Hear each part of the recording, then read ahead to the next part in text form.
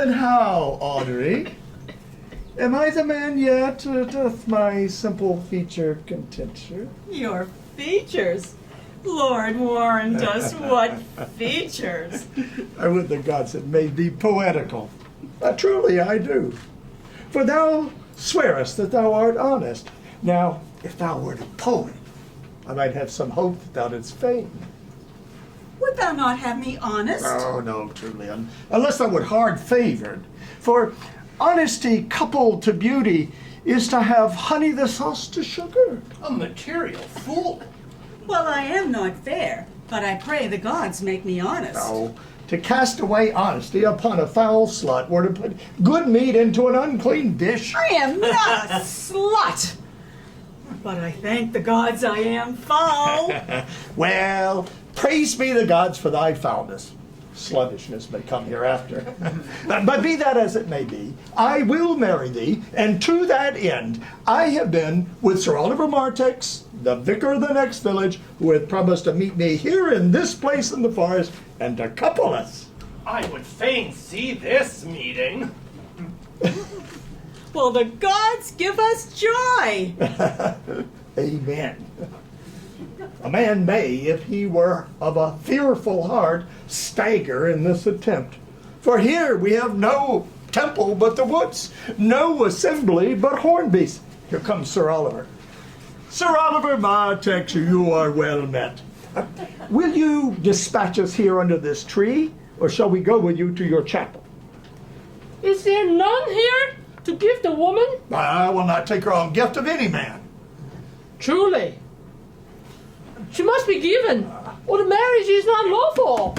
Proceed, proceed, I'll give her. Good even, good master, what you call it? How do you, sir? You are very well met. Will you be married, Motley? As the ox has his bow, sir, the horse his curb, and the falcon her bells, man has his desires. And his pigeon's bill, wedlock, would be nibbling. And would you, being a man of your breeding, be married under a bush like a beggar? Get you to church and have a good priest who can tell you what marriage is. I am not in the mind, but I were better to be married of him than of another. For he is not like to marry me well. And not being well married, it would be a good excuse for me hereafter to leave my wife.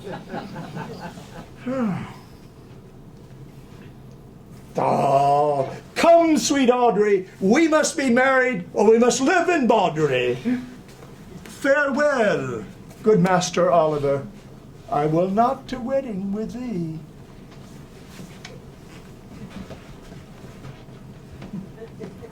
'Tis no matter. Their fantastical knave of them all shall flog me out of my calling.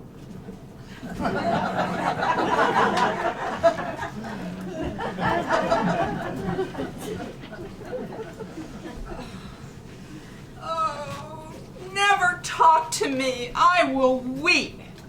Do, I prithee, but yet have the grace to consider that tears do not become a man. But why did he say he would come this morning and comes not? Nay, certainly there is no truth in him. You think not? Not true in love? Yes, when he is in, but I think he is not in. You have heard him swear downright he was. Oh.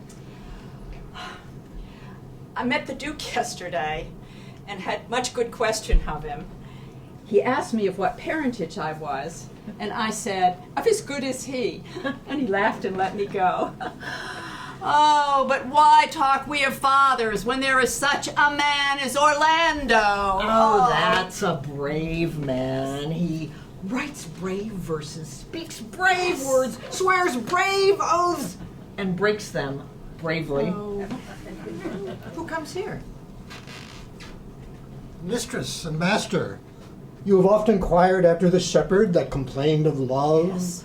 If you will see a pageant truly played between the pale complexion of true love and the red glow of scorn and proud disdain, go hence a little and I shall conduct you. The sight of lovers feedeth those in love. Bring us to where we may see this sight. I'll prove a busy actor in their play. Sweet Phoebe. Sweet Phoebe. Do not scorn me. Do not, Phoebe. Say that you love me not, but say not so in bitterness.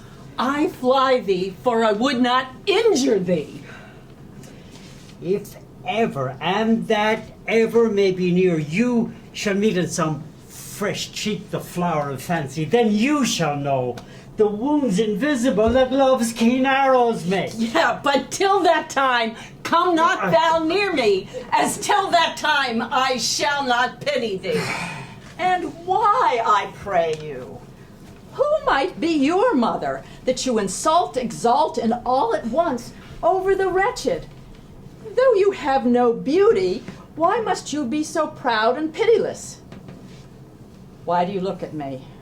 What means she by this? What's little life? I think she means to tangle my eyes too. Think not upon it. And you, foolish shepherd, wherefore do you follow her? You are 1,000 times a properer man than she is a woman. 'Tis such fools as you that make the world full of ill-favored children. And you, proud mistress, know yourself. Down on your knees and thank heaven's fasting for a good man's love. For I'll tell you friendly in your ear, sell when you can, you are not for all markets. Sweet youth, I pray you, chide a year together. I had rather hear you chide than this man woo. Oh, I pray you, do not fall in love with me, for I'm falser than vows made in wine. Come, sister, let us go. Besides, I like you not. Sweet Phoebe. Huh? Sweet sayest thou? Phoebe, pity me. Why, I am sorry for thee, gentle Silvius.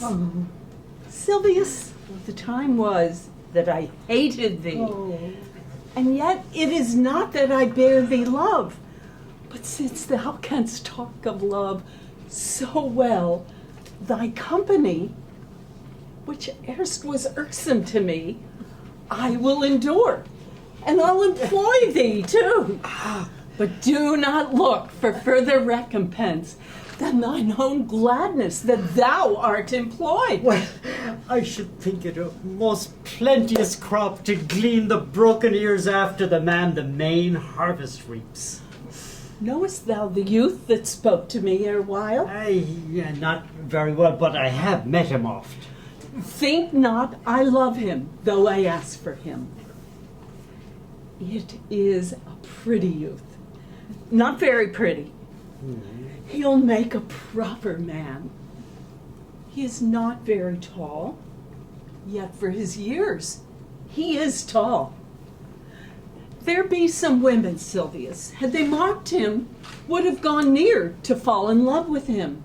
But I love him not, nor hate him not.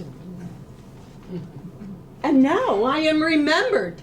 He scorned at me. I marvel that I answered not again. I will write to him a very taunting letter, and thou shalt bear it. Wilt thou, Silvius? Oh, Phoebe, with all my heart. I'll write it straight. The matter is in my head and in my heart. Go with me, Silvius.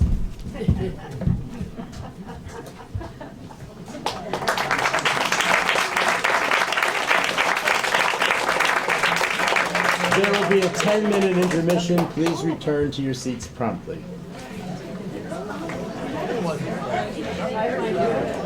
Thank you.